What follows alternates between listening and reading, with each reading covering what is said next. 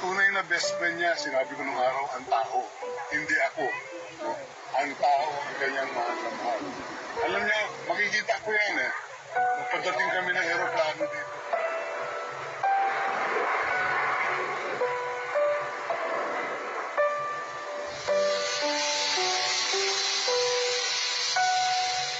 Ang unang tanong niya sa akin nung landing na kami, May pera ka ba diyan?